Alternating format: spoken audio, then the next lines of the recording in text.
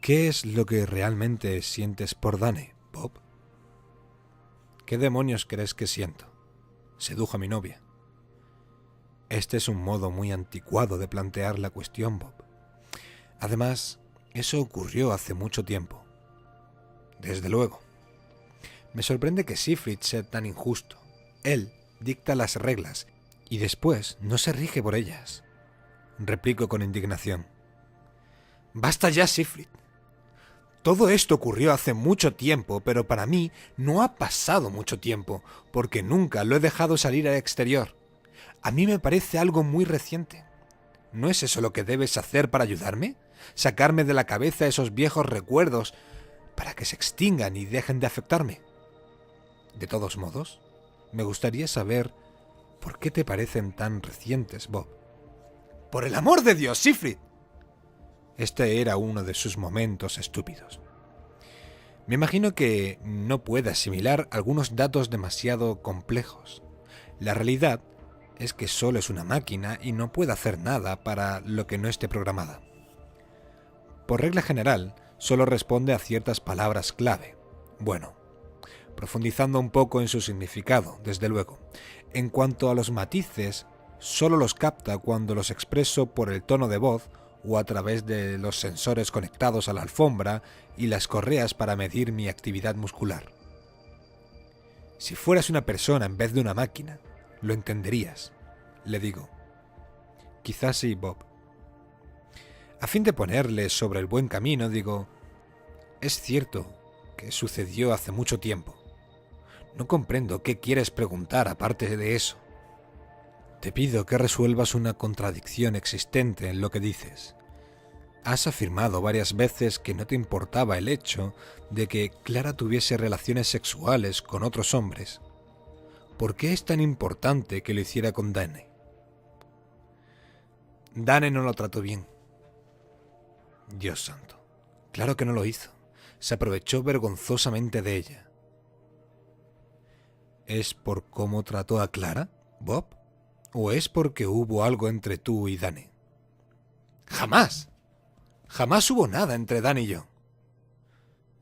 Me dijiste que era bisexual, Bob. ¿Qué hay del vuelo que hiciste con él? Tenía otros 2 hombres con quienes jugar. Yo no, muchacho. No, lo juro. Oh, digo, tratando de moderar el tono de mi voz para que refleje el poco interés que tengo por este estúpido tema. La verdad es que intentó seducirme 1 o 2 veces, pero yo le dije que no era mi estilo. Tu voz, Bob, comenta, parece reflejar más cólera de la que tus palabras indican. ¡Maldito sea, Siegfried! Ahora sí que estoy realmente furioso, lo admito. Apenas me salen palabras. Me sacas de mis casillas con tus absurdas acusaciones. No niego que me dejas abrazar un par de veces, eso fue todo. Nada serio. Solo me violé a mí mismo para pasar el tiempo. Él me gustaba bastante. Era un tipo guapo y fuerte. La soledad llega a pesarte cuando... ¿Qué ocurre ahora? Siegfried hace un ruido extraño, como si se aclarase la garganta. Es su forma de interrumpir sin interrumpir. ¿Qué has dicho, Bob? ¿Qué? ¿Cuándo? Cuando has declarado que no había nada serio entre vosotros. Diablo, no sé lo que he dicho. No hubo nada serio, eso es todo. Solo me entretuve a mí mismo para pasar el tiempo. No has utilizado la palabra entretener, Bob. ¿No? ¿Qué palabra he utilizado? Reflexiono escuchando el eco de mi propia voz. Me parece que he dicho... Me distraje a mí mismo, ¿verdad que sí? Tampoco has dicho distraje, Bob. ¿Qué has dicho? No lo sé. Has dicho solo me violé a mí mismo, Bob. Me pongo inmediatamente en guardia. Me siento como si de pronto hubiese descubierto que me había mojado los pantalones o tenía la bragueta abierta. Salgo de mi cuerpo y contemplo mi propia cabeza. ¿Qué significa para ti me violé a mí mismo, Bob? Digamos, contesto, riendo, verdaderamente impresionado y divertido al mismo tiempo. Que es un lapsus freudiano, ¿no crees? Tus amigos son muy perspicaces. Mis felicitaciones a los programadores. Siegfried no responde a mi cortés comentario. Me deja reflexionar. Está bien, admito. Me siento muy abierto y vulnerable, permitiendo que no suceda nada, viviendo ese momento como si fuera a durar eternamente, igual que Clara, en su instantánea y perpetua caída. Siegfried dice suavemente: Bob, cuando te masturbabas, ¿pensabas en Dane? Odiaba hacerlo, contesto. Él aguarda. Me odiaba a mí mismo por hacerlo, es decir, no es que me odiara, me despreciaba. Eres un maldito hijo de perra, pensaba, indigno y asqueroso, por imaginarte que estás siendo violado por el amante de tu novia. Siegfried espera que siga hablando. Después dice: creo que tienes ganas de llorar, Bob. Tiene razón, pero no le contesto. ¿Te gustaría llorar un poco? Insiste. Me encantaría. Admito. Entonces, ¿por qué no lo haces, Bob? Ojalá pudiera, replico. Desgraciadamente, no sé cómo hacerlo.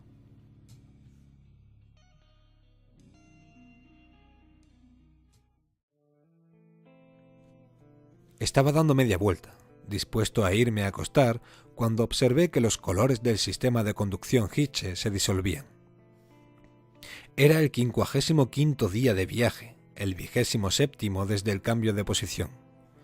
Los colores habían sido rosa durante esos 55 días. Ahora se habían transformado en espirales de un blanco purísimo que aumentaban de tamaño y se confundían entre sí. Estaba llegando. Cualquiera que fuese el lugar hacia donde me dirigía, estaba llegando. Mi pequeña y vieja nave, el apestoso, minúsculo y tedioso ataúd donde estaba encerrado desde hacía casi 2 meses, hablando conmigo mismo, jugando conmigo mismo, cansado de mí mismo, avanzaba a velocidad muy inferior a la de la luz. Me acerqué a la pantalla de navegación, ahora relativamente baja respecto a mí, porque había estado desacelerando, y no vi nada que me pareciese interesante. Había una estrella, desde luego. Había muchísimas estrellas agrupadas de una forma que no parecía conocida, media docena de azules que iban desde una brillante hasta otra cegadora.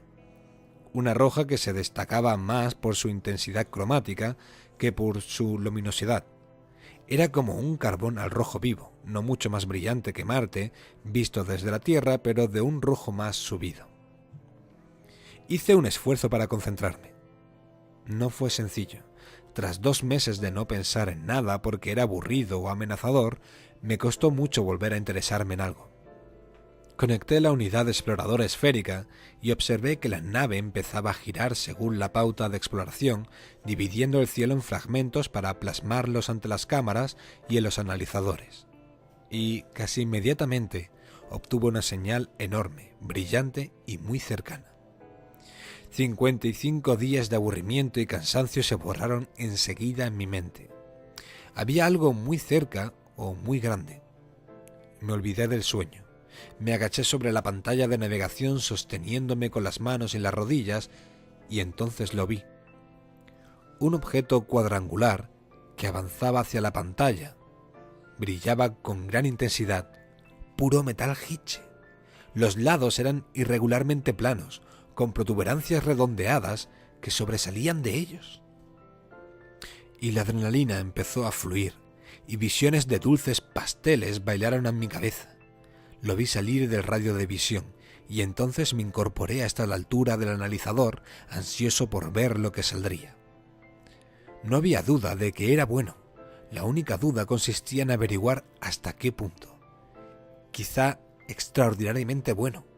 Quizá todo un mundo de Peggy para mí solo, con una renta de varios millones anuales en derechos durante el resto de mi vida. Quizá solo una cáscara vacía. Quizá, la forma cuadrangular lo sugería, Quizá el sueño más fantástico de todos. Una nave Hitche, realmente grande, en la que yo podría entrar y volar hacia donde quisiera. Bastante grande para transportar a 1 millar de personas y 1 millón de toneladas de carga. Todos estos sueños eran posibles, y aunque todos fallaran, aunque solo fuese una cáscara abandonada, lo único que yo necesitaba era encontrar un objeto en ella, una chuchería, una bobada, un trozo de chatarra que nadie hubiese encontrado antes y que pudiera transportarse, reproducirse y funcionar en la Tierra. Me tambaleé y froté los nudillos contra la espiral, que ahora brillaba con un pálido color dorado. Froté hasta que se quedaron blancos y de repente me di cuenta de que la nave se estaba moviendo. No debía moverse. No estaba programada para hacer tal cosa.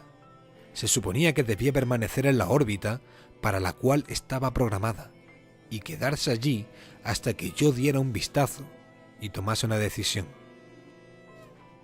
Miré con sorpresa a mi alrededor, confundido y desorientado. La reluciente lámina estaba nuevamente en el centro de la pantalla y permaneció allí. La nave había interrumpido su automática exploración esférica. Entonces oí el distante rugido de los motores del módulo. Ellos eran los que me hacían mover. Mi nave se dirigía en línea recta hacia aquella lámina, y una luz verde brillaba sobre el asiento del piloto. Era absurdo. La luz verde había sido instalada en Pórtico por seres humanos. No tenía nada que ver con los Hitche. Era un circuito radiofónico normal y corriente anunciando que alguien me llamaba. ¿Quién? ¿Quién podía estar tan cerca de mi reciente descubrimiento? Conecté el circuito TBS y grité: ¿Diga? Hubo una respuesta. No entendí nada. Parecía ser un idioma extranjero, quizá chino. Pero era humano, desde luego. ¿Habla inglés?, grité. ¿Quién demonios es usted? Una pausa. Después otra voz. ¿Quién es usted? Mi nombre es Bob Brockhead, respondí. ¿Brockhead? Un confuso murmullo de un par de voces. Después la voz que hablaba en inglés. No tenemos a ningún prospector que se llame Brockhead. ¿Viene de Afrodita? ¿Qué es Afrodita? Oh, Dios mío. ¿Quién es usted? Escuche, aquí es el control de Pórtico 2 y no tenemos tiempo para perder en tonterías. Identifíquese. Pórtico 2. Desconecté la radio y me dejé caer sobre el respaldo del asiento, viendo cómo la lámina iba aumentando de tamaño y haciendo caso omiso de la luz verde. ¿Pórtico 2? ¡Qué ridículo! Si hubiese querido ir a Pórtico 2, habría tomado el vuelo regular y aceptado pagar los derechos sobre todo lo que encontrara. Habría volado tan seguro como un turista en un viaje que se había comprobado más de 100 veces. No lo hice. Escogí una combinación que nadie había utilizado jamás y acepté correr el riesgo. Durante 55 días seguidos había estado muerto de miedo creyendo que me enfrentaba a 1000 peligros desconocidos. No era justo. Perdí la cabeza. Me balancé sobre el selector de rumbo Hitche e hice girar las ruedas al azar. Era un fracaso que yo no podía aceptar. Estaba mentalizado para no encontrar nada, pero no estaba mentalizado para encontrar que había hecho algo fácil, por lo que no me darían ninguna recompensa. Sin embargo, solo logré provocar un fracaso aún mayor. Hubo un brillante destello amarillo en el cuadro de mandos y después todos los colores desaparecieron para dar paso al negro. El débil zumbido de los motores del módulo se detuvo. La sensación de movimiento había cesado. La nave estaba inmóvil. No se movía nada. No funcionaba nada. Nada. Ni siquiera el sistema de refrigeración. Cuando Pórtico 2 envió una nave a recogerme, yo estaba al borde del ataque de corazón, con una temperatura ambiente de 75 grados centígrados. Pórtico era cálido y húmedo. Pórtico 2 era tan frío que tuvieron que prestarme una chaqueta, guantes y ropa interior de abrigo. Pórtico apestaba a sudor y aguas fecales. Pórtico 2 olía a acero oxidado. Pórtico era ruidoso y estaba lleno de gente. En Pórtico 2 casi no se oía ningún ruido y solo 7 seres humanos, sin contarme a mí, para producirlos. Los Hitche habían abandonado Pórtico 2 antes de terminarlo. Algunos túneles desembocaban en la roca y solo había unas cuantas docenas de ellos. Aún no habían plantado vegetación y todo el aire procedía de sistemas químicos. La presión parcial de oxígeno estaba por debajo de los 150 milibares y el resto de la atmósfera estaba compuesto por una mezcla de nitrógeno y helio, lo cual daba una presión algo superior a la mitad de la terrestre, que hacía las voces estridentes y me dejó jadeante durante las primeras horas. El hombre que me ayudó a salir de mi módulo y me protegió del súbito frío era un inmenso marciano japonés llamado Norio Ituno. Me acostó en su cama, me llenó de líquidos y me dejó descansar durante 1 hora. Me adormecí y cuando me desperté, él estaba junto a mí, mirándome con diversión y respeto. El respeto era para alguien que había destrozado una nave de 500 millones de dólares. La diversión era por ser lo bastante idiota como para hacerlo. Me parece que estoy en serias dificultades, comenté. Yo diría que sí, repuso. La nave está totalmente inmóvil. Nadie había visto nada por el estilo hasta ahora. Yo no sabía que una nave Hitche pudiera inmovilizarse así. Él se encogió de hombros. Ha hecho algo original, Broadhead. ¿Cómo se encuentra? Me incorporé para contestarle y él asintió. En este momento tenemos mucho trabajo. Voy a dejar que se las arregle solo un par de horas. ¿Podrá? Estupendo. Después le daremos una fiesta. Una fiesta. No había nada más lejos de mi pensamiento que una fiesta. ¿Por qué? No todos los días conocemos a alguien como usted, Broadhead, repuso admirativamente y me dejó solo. Mis pensamientos no eran muy divertidos, de modo que al cabo de un rato me levanté, me puse los guantes, me abroché la chaqueta y empecé a explorar. No tardé mucho. Allí no había gran cosa que ver. Oí ruidos de actividad en los niveles inferiores, pero los ecos formaban extraños ángulos en los pasillos vacíos y no había nadie. Pórtico 2 no tenía industria turística y por lo tanto no había ningún cabaret, ni casino, ni restaurante. Ni siquiera encontré una letrina. Al cabo de un rato, esta cuestión empezó a parecerme urgente. Llegué a la conclusión de que Ituno debía de tener algo parecido cerca de su cuarto y traté de retroceder sobre mis pasos hacia allí, pero esto tampoco dio resultado. Había cubículos a lo largo de los pasillos, pero no estaban terminados. Allí no vivía nadie, y nadie se había molestado en instalar cañerías. No fue uno de mis mejores días. Cuando finalmente encontré un retrete, lo observé con perplejidad durante más de 10 minutos y lo habría dejado groseramente sucio si no hubiera oído un ruido fuera del cubículo. Una regordeta mujercita aguardaba junto a la puerta. No sé cómo tirar de la cadena, me disculpé. Me miró de pies a cabeza. «Usted es Broadhead», declaró, y después, «¿por qué no va a Afrodita?» ¿Qué es Afrodita? No, espere. En primer lugar, ¿cómo funcionan las cadenas de esta cosa? Después ya me dirá lo que es Afrodita. Me señaló un botón en el borde de la puerta. Yo había creído que era el interruptor de la luz.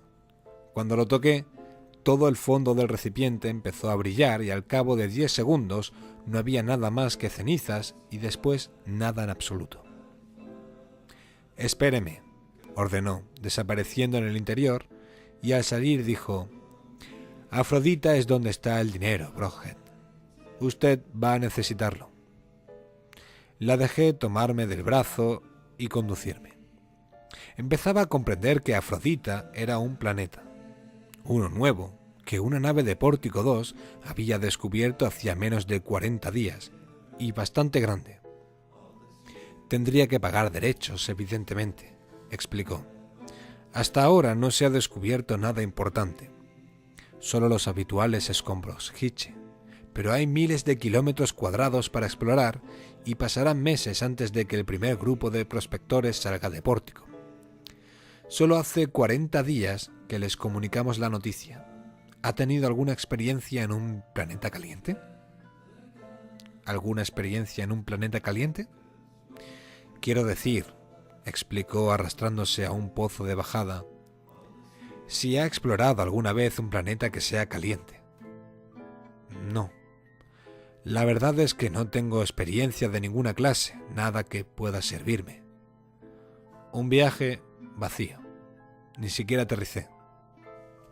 Una pena, comentó. No obstante, no hay tanto que aprender. ¿Sabe cómo es Venus? Afrodita es un poco peor. El primario es una estrella llameante y a nadie le gustaría permanecer demasiado tiempo en la superficie. Pero las excavaciones Hitche son subterráneas. Si encuentra una, está salvado. ¿Cuáles son las posibilidades de encontrarla?, pregunté. Bueno, dijo pensativamente, empujándome fuera del pozo y a lo largo del túnel. Quizá no muy buenas.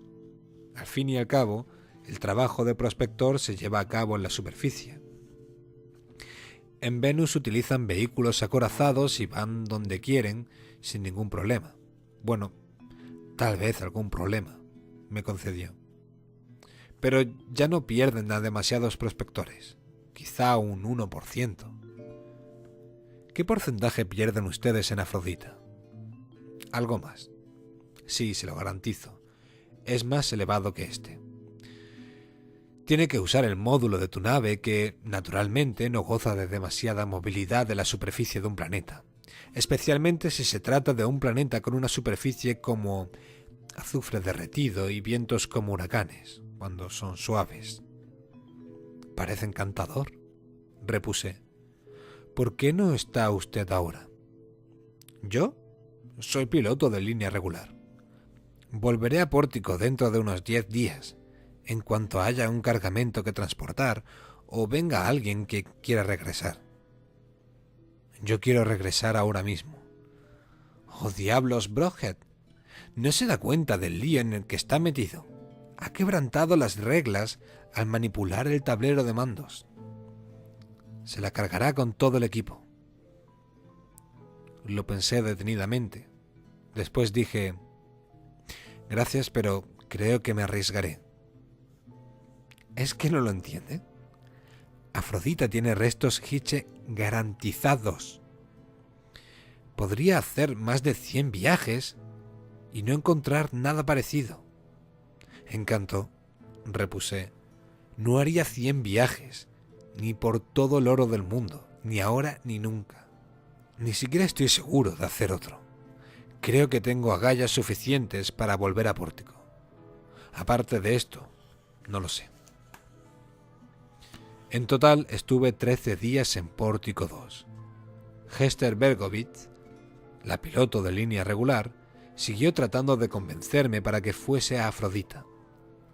Supongo que lo hizo para evitar que ocupase un valioso espacio de carga en su viaje de regreso. Los demás se mantuvieron al margen. Pensaban que estaba loco.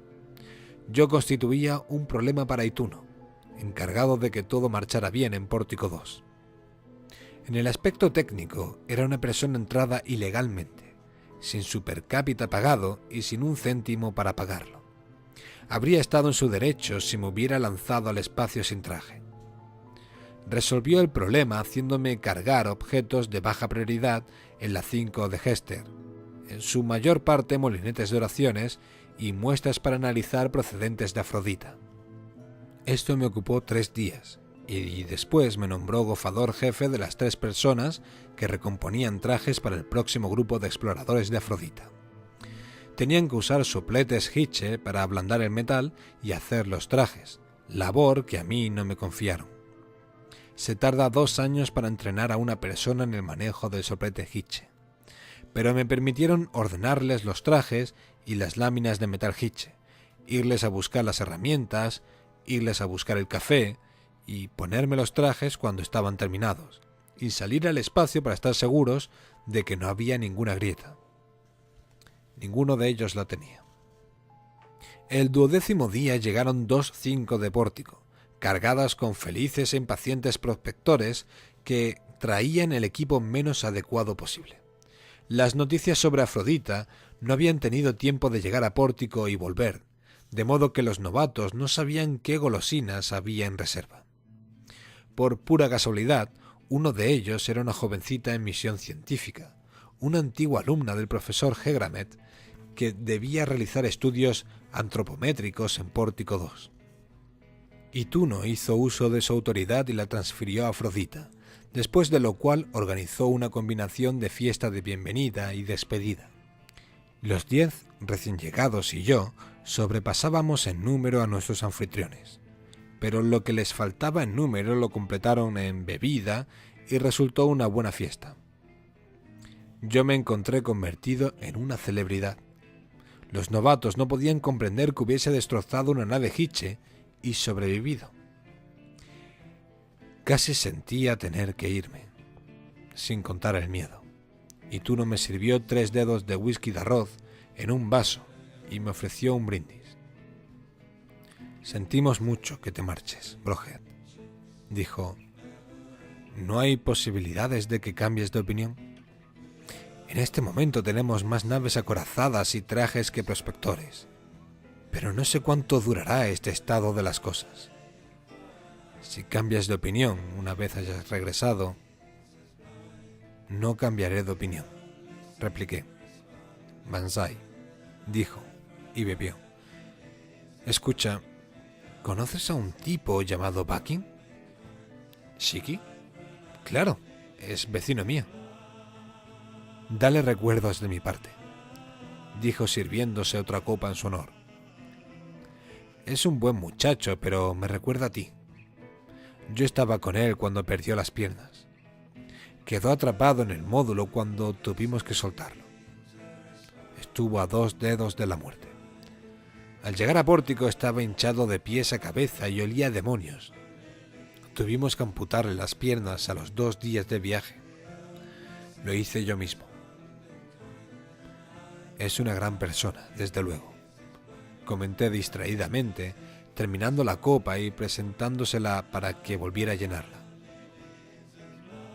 Oye, ¿a qué te refieres con eso de que te recuerda a mí? Es incapaz de decidirse, Brohead. Tiene ahorro suficiente para comprar el certificado médico completo y no se decide a gastarlos.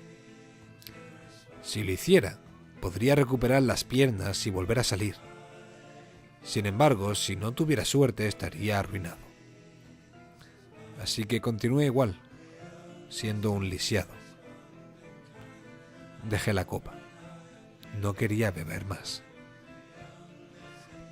Hasta pronto, Ituno, dije. Me voy a la cama. Pasé casi todo el viaje de regreso escribiendo cartas a Clara, que no sabía si llegaría a enviar. No había gran cosa más que hacer. Hester resultó ser asombrosamente sexual para una regordeta damita de cierta edad. Pero incluso hay un límite para esto y, con toda la carga que habíamos metido en la nave, no quedaba espacio para mucho más. Todos los días eran iguales. Sexo, cartas, descanso y preocupaciones. Preocupaciones acerca de por qué Shiki Bakin quería seguir siendo un inválido, lo cual era una forma de preocuparme, de un modo que yo podía afrontar, sobre ¿Por qué lo hacía yo?